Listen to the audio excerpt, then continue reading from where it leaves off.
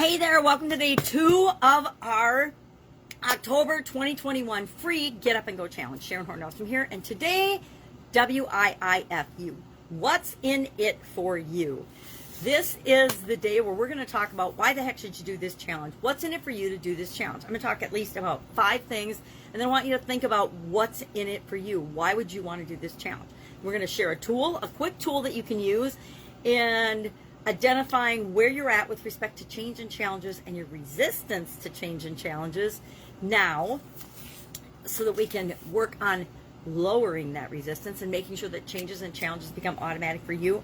And then our action item is going to be to share one reason that you want to do this challenge, one reason you're in it to do this challenge, what you want to get out of it, or your set point. You can share your pre-COVID set point, your COVID set point, what happened when COVID first hit. I like to look at that. And then your post, where you're at right now. I'm most curious about where are you at right now. And I'll explain what the scale from 1 to 10 is when we get to that. But first, let's talk about, most of us have heard WIIFM. What's in it for me? And whenever we do something, make a choice, make a decision, decide we're going to look into something, or curious about something, the first question we ask in our head, whether we know it or not, is, what's in it for me? Why should I do this? Why should I help you? Why should I answer that question? Why should I participate? Why should I go to work? Why should I stay home? Why should I wear a mask? Why should I not wear a mask? Whatever the question is, we have to know what's in it for us, or we don't take action. We don't do it.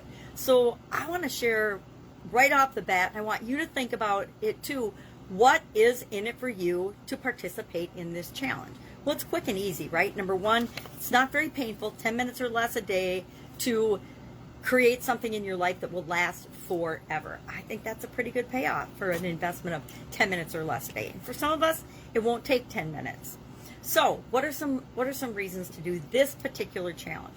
Number 1, you get the ability to automatically handle changes and challenges from now on. Once you go through this, and it doesn't take the whole challenge to figure that out, but what we want to do is go through each of the different areas and aspects of our life and give you an opportunity to apply the framework to each of those areas and aspects of your life, so you know, leaving the challenge, that you absolutely positively can add it and use this on any area or aspect of your life.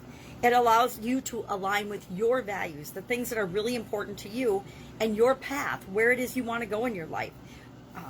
It allows you to be a role model and example for other people on how to handle changes and challenges and problems and setbacks and obstacles for your kids, for your coworkers, for your friends, for your family, for your parents, for the people that you interact with on a daily basis. It allows you to show people that they don't have to freak out and handle things badly. They can have and demonstrate emotional intelligence and handle them well, just like you do. It's the fastest, easiest way for you to get from where you are to where you want to be. I have used this challenge. This is our 9th 30-plus day challenge. Now, I have personally used this to move the needle in every area and aspect of my life. And we'll talk about the different areas and aspects of our life. Normally, I talk about 7, but I've made that 9 in April of this year because I've started studying a couple more areas of our life that I think are foundational, and they really benefit me and you as well. The things I learn, I want to make sure that I pass on to you.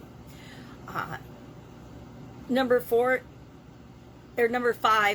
this is all about you. This challenge is all about you creating something in your life, a tool, a habit, a practice, a way of dealing with things in your life that becomes automatic, as easy as breathing, so that you, whenever you're faced with a change or challenge, whether it's as big as COVID was for all of us, or a medical diagnosis, or a loss in your life, in your family, or a loss of a pet, a loss of anything in your life, any kind of challenge. Remember, challenges can be good or bad, right?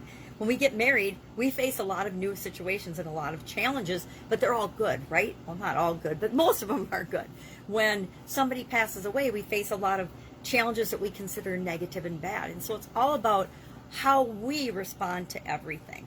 So what's in it for you to have an automatic way of dealing with changes and challenges? Share that in the comments below, because I sincerely want to know, so that we make sure we get any questions you have, or any doubts or fears or worries answered from the beginning as we're building the foundation before we actually jump into the process and start practicing doing it every day.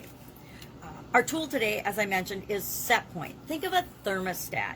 Every one of us has a natural average, a natural set point, a natural way of being, a natural way of responding to changes and challenges. We already have that. We're gonna detail ours out in a couple of days. But for right now, on a scale of 1 to 10, I like to take things that are super subjective and hard to measure and add a measurement to them, because then I can see if I'm making progress over time. The set point, or the thermostat example, is a good way to do this with things that are emotional or hard to quantify, such as our resistance or our ability to handle challenges. On a scale of 1 to 10, 1 being very low. I avoid it. I do all kinds of things to not deal with the change or challenge. I pretend it doesn't exist. I do everything in my power to pretend that it's not happening or to ignore it. 10 being I absolutely positively go with the flow of any change that happens, and I do what's best for me, and I act immediately. I don't have any resistance to change. I realize it's going to happen every day of my life, and it's just keep coming down the pipe, and my ability to handle it and be resilient is just part of my being. It's part of my nature. Now, I'm going to share where I think I am at with respect to this resistance scale now, if that helps to provide some perspective. Pre-COVID, I considered myself pretty average with respect to the ability to handle change. I'd had a lot of changes in my life come down the pipe, and a lot of experience with changes and challenges, and all kinds of challenges, business challenges, relationship challenges, physical health challenges, emotional challenges, loss of people I love and care about challenges, loss of pets, loss of a lot of things, loss of jobs, things like that. So I've dealt with a lot of challenges. So I considered myself pretty average about my resistance to dealing with challenges. I had, the average amount of ways to negatively deal with it. Then I was about in the middle, I think, if I'm comparing myself to other people, which I don't recommend doing, by the way. It's just about me comparing myself to me. That's why I make the scales and the set point. So I figured I was about a 5 before COVID. COVID hit, and I thought I was pretty good about handling changes and challenges. But all of a sudden, my resistance shot up to an 8. I found myself resisting things that I normally would just shake my head at and just go along with the flow and not deal with. But I found myself definitely resisting more than normal, more than average, more than the average bear with respect to the changes and the challenges that were coming into my life because of the COVID pandemic and the things that were mandated and put in place with respect to that. Now, after doing this challenge several times and continually improving, I think my resistance is about a 3. My set point is about a 3 now. It's actually gone down and is much better due to practice and application of this automatic process than it was even before COVID, before the pandemic. I consider myself much better, much less resistance than average now, and before I just considered myself average. So set point, 1 to 10, 1 being total 100% resistance, 10 being 0 resistance. If we think about it as a resistance scale, what's your set point? For our action item today, share that in the comments below, or better yet, share one thing that's in it for you or that you want to make sure that you get out of this particular challenge. That's it. Any questions, hit me up. I've got direct messages set here on the Facebook page. Otherwise, have an awesome day, and I will see you tomorrow. And I don't think I'm going to tell you what tomorrow is about. Tomorrow is all about you some more, because that's what this challenge is about. Have an awesome day, and I'll be with you tomorrow. Bye.